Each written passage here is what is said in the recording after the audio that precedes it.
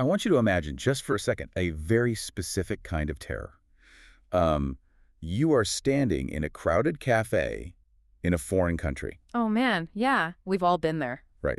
You've rehearsed what you want to say like a dozen times in your head. You step up to the counter, you open your mouth, and suddenly your brain just completely empties itself. Just a total blank slate. Exactly.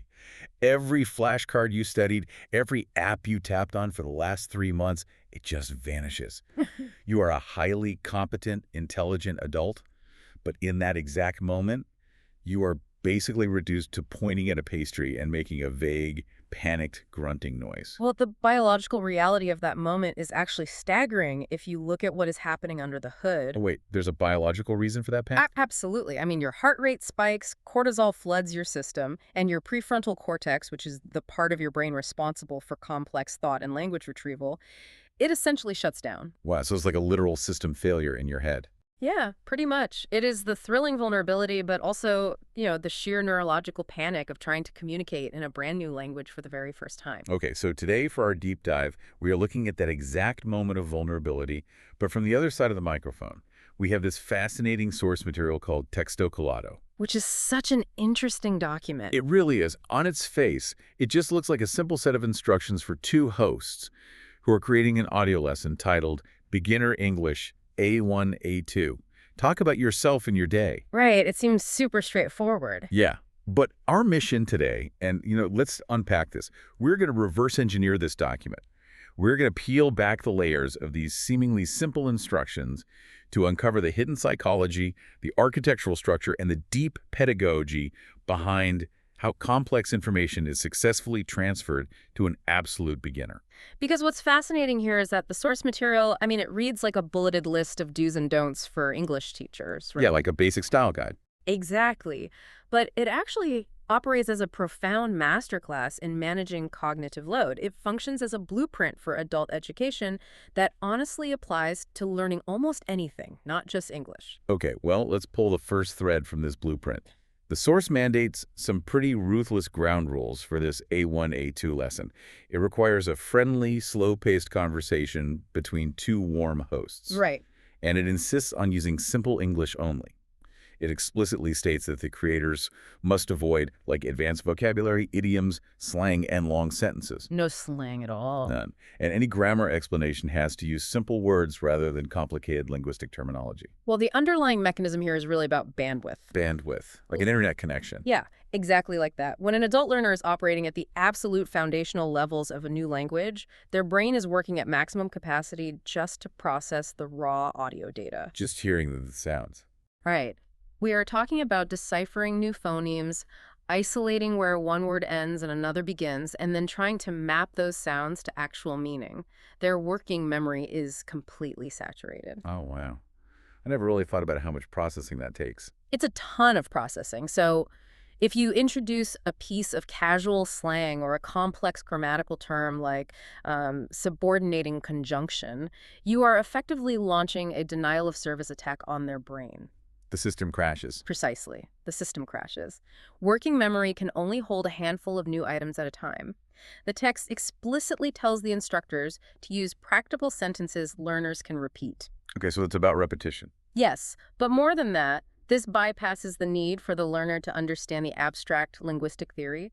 Instead, it focuses on building neurological muscle memory. So they don't need to know why the sentence works, just that it works. Exactly. You are giving the brain a pre-packaged chunk of language that it can deploy without having to assemble it from scratch in real time. Okay, but let me challenge that premise for a second. Sure, go ahead. If we strictly follow this document, right, and we strip away all the idioms, all the colorful slang, the nuance, the whole rhythm of native speech, aren't we basically presenting a sterilized, almost robotic version of the language? Well, I see where you're going with this. I mean, to use a culinary analogy, isn't this like handing someone a perfectly measured meal replacement shake? It has all the necessary macros to keep you alive, sure, but it completely lacks the texture and the seasoning that actually makes eating enjoyable. The meal replacement shake analogy is actually really apt, but you have to consider the metabolic state of the person you are feeding. What do you mean? At the foundational stages of language acquisition, the learner isn't looking for a Michelin star dining experience. They are looking for caloric survival. Ah, okay, so they just need the basics to survive the conversation. Exactly. The seasoning, the idioms and slang, that requires a massive amount of cultural and contextual processing power. When a learner is isolated by a language barrier, a simple, repeatable sentence, that plain meal replacement, it's the most beautiful functional tool in the world because it actually works. So the lack of flavor is, it's a deliberate feature, not a bug. It is a protective measure. There is this psychological trap that instructors often fall into. They think throwing in slang makes the lesson feel more authentic or, cool. Yeah, trying to sound like a local. Right. But from the learner's perspective, encountering an idiom they cannot possibly decode doesn't make them feel immersed. It highlights their deficit. It triggers that exact cafe panic we discussed earlier. Right, the system crash. Exactly. So by aggressively filtering out the complexity and focusing strictly on practical, repeatable sentences, you engineer a series of guaranteed small victories. Okay, that makes so much sense. The document is basically a protective shell against the learner's own frustration. Yes, absolutely. And that protective instinct, it extends beyond just the vocabulary choices. It is deeply embedded in the specific instructions regarding how the host should actually use their voices. Yes, the tone guidelines. Yeah, the text provides a fascinating set of constraints here. It says the tone must be encouraging and calm, but then it immediately follows up with a strict, explicit warning. Do not sound childish. Which is such a crucial distinction. It is, and it also demands that the lesson remain useful for real-life conversation. Well, you are hitting on the central paradox of teaching fundamental skills to adult learners. Think about it.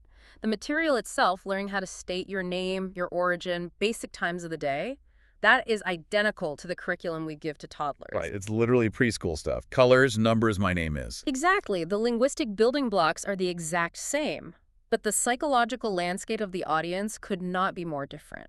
Right, because an adult learner is not a blank slate. They are a fully formed human operating with a severe temporary handicap. That's a great way to put it. My analogy for this is it's like taking a master architect, someone who designs actual skyscrapers, and forcing them to build their vision using only a handful of oversized Duplo blocks. Oh, that's a perfect analogy.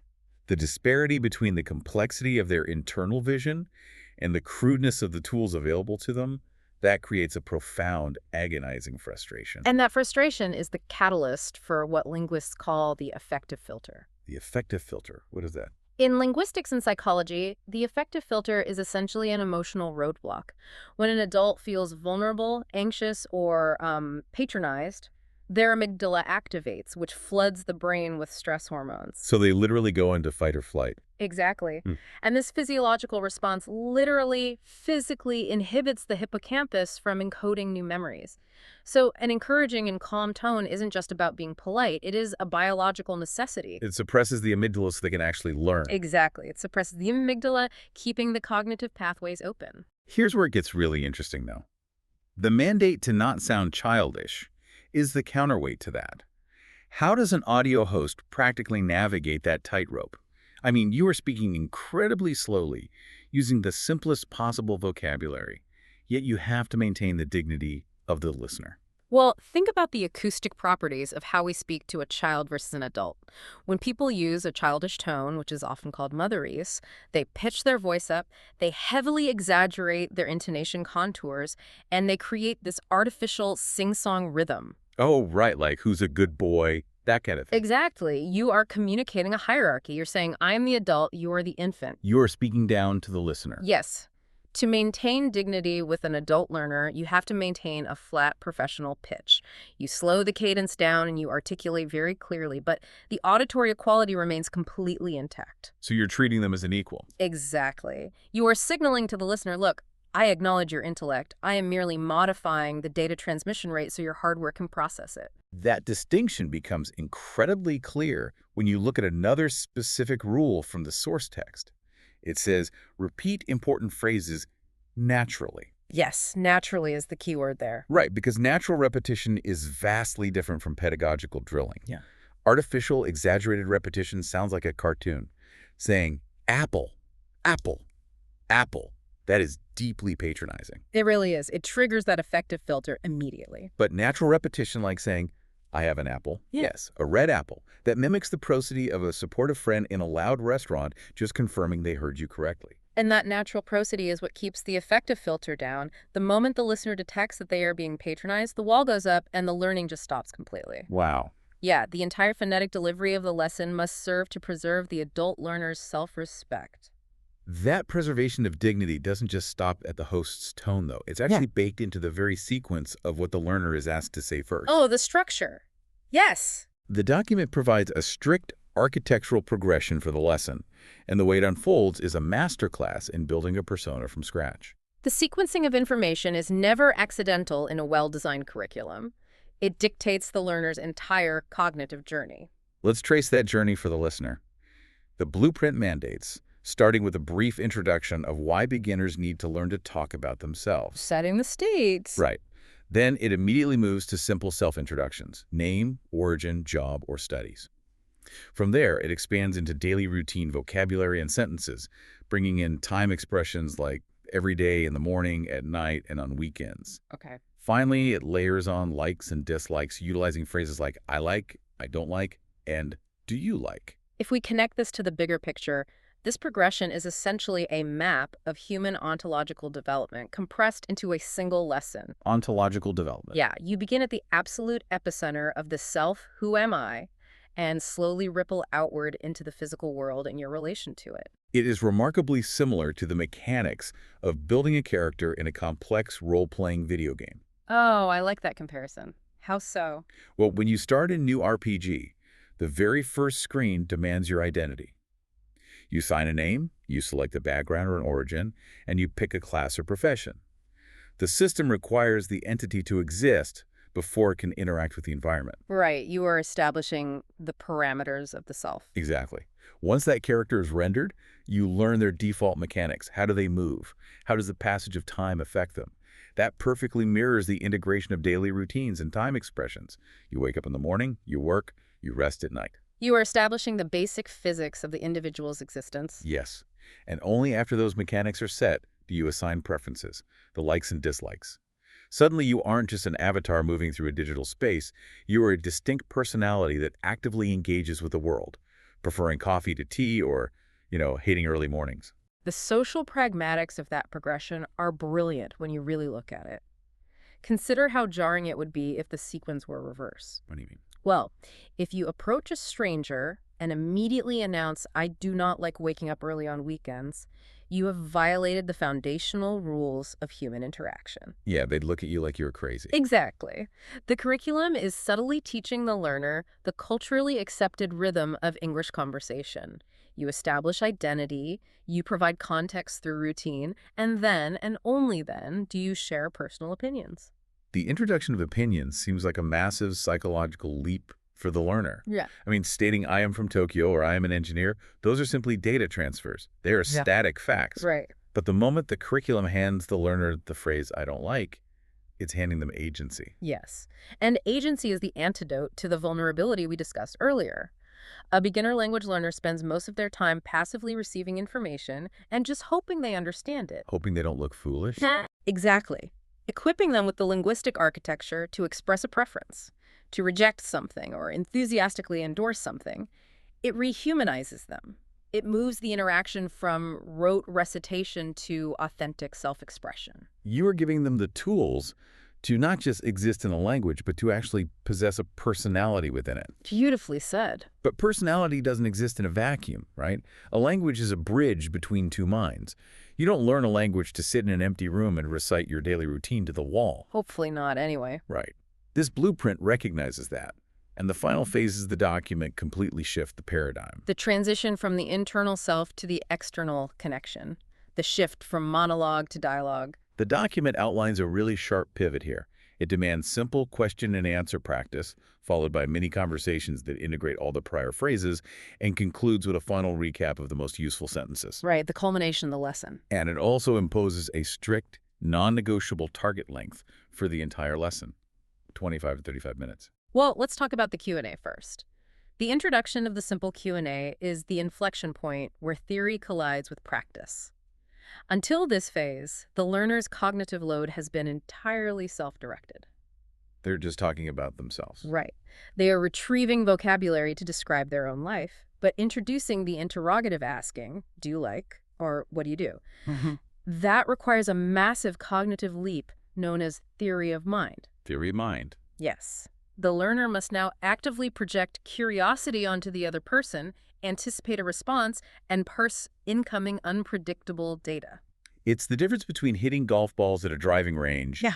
and stepping onto a tennis court. Oh, that's good. At the driving range, the ball is stationary, the environment is controlled, and you are just perfecting your own mechanics. But in a tennis match, which is what a mini conversation represents, you are reacting in real time to the spin and velocity of the other person's swing. That's spot on. The cognitive demand of those mini conversations cannot be overstated. The learner's brain is being forced into rapid-fire synthesis. Because they have to use everything at once. Exactly. They are pulling identity vocabulary from one neural pathway, time expressions from another, and preference structures from a third, and they are weaving them together dynamically. They aren't just retrieving files, they are writing new code live. That immense processing power required to synthesize on the fly that actually explains the strict 25 to 35-minute constraint outlined in the source, doesn't it? It absolutely does. Because I was wondering about that. Why not a rapid 5-minute micro lesson for a commuter? Or conversely, why not a grueling 2-hour immersion session to permanently cement the vocabulary? This raises an important question about how adults actually learn. The 25 to 35-minute window is not arbitrary at all. It is rooted deeply in neurobiology. Okay, lay it on me. The brain consumes massive amounts of glucose when it is forging new neural connections, particularly during active language decoding. If you push an A1-A2 learner into a 2-hour immersion session, you will physically deplete their prefrontal cortex. So their brain literally runs out of fuel. Yes. The phenomenon is known as cognitive fatigue. Their attention will fracture, the affective filter, that panic all we talked about, will slam back up. Oh, no. And worse, any learning that occurred in the second hour will actually overwrite and degrade the learning from the first hour due to stress interference. Wow. So a marathon session is actively counterproductive. Highly counterproductive. You are doing more harm than good at that point. And what about the 5-minute version? Conversely, a 5-minute microlesson does not provide enough continuous exposure to transition the vocabulary from working memory into short-term consolidation. You need enough time to establish the identity, practice the routine, synthesize it in a dialogue, and then execute that vital final recap. But you have to stop before the crash. Exactly. You must terminate the session the moment before glucose depletion sets in.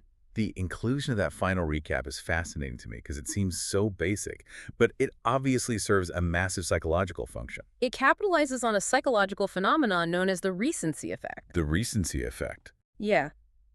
The human brain disproportionately prioritizes the last piece of information it processes in a sequence.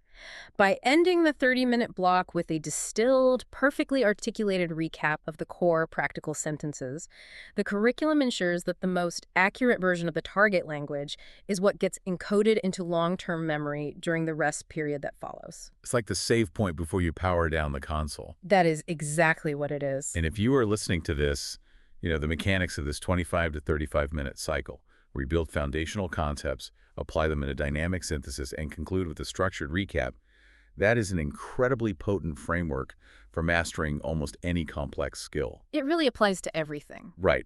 Whether you are teaching yourself Python coding, learning to read financial spreadsheets, or picking up a complex physical skill like woodworking, you define the basic elements, you practice the routine mechanics, you combine them in a small, practical application, and then you review your work. And crucially, you stop before your brain is fried. It is an algorithm for optimal adult learning, cleverly disguised as a beginner English syllabus. So what does this all mean? Let's look at the totality of what we've uncovered here today. We began with a seemingly straightforward set of instructions from Texto Colado for an A1-A2 beginner English lesson. And what emerged was a profoundly empathetic, scientifically grounded architecture for human education. Exactly. We explored the stark reality of cognitive load, understanding that withholding the seasoning of complex idioms is actually a necessary biological defense mechanism to keep a beginner's working memory from collapsing. We also analyzed the intricate sociolinguistics of tone. We saw how an encouraging natural delivery mitigates anxiety and keeps the hippocampus receptive. While strictly avoiding that childish prosody preserves the fundamental dignity of the adult learner. Right. We mapped the organic evolution of the curriculum structure, recognizing that moving from self-identification to daily mechanics to personal preferences that mirrors the natural development of human agency. And finally, We unpack the intense cognitive synthesis required to shift from passive monologue to active conversation, all perfectly constrained within the biological limits of a 30-minute processing window. The entire document really is a testament to the idea that teaching isn't just about transmitting data. It is about managing the psychological and neurological state of the person receiving it. Which brings me to a final thought that extends far beyond the mechanics of this blueprint. The entire focus of this lesson design is singular. Teaching a beginner to talk about yourself and your day. The foundational step. Right. It is the undisputed, necessary gateway to language acquisition. You cannot exist in a new language until you can articulate your own identity within it. But, it begs a deeper philosophical question about the nature of communication itself. Oh, I like where this is going. If the foundational step of stepping into a new language is the ability to construct and broadcast your own identity, at what point in our learning journey, or in our daily lives for that matter, do we truly stop translating our own internal thoughts and begin genuinely, silently listening to the identity and the culture of the person standing across from us? That transition right there from projecting the self to absorbing the other, that is the true threshold of fluency. Thank you so much for exploring this blueprint with us today on this deep dive. Keep seeking out the structures hidden beneath the surface, and we will see you next time.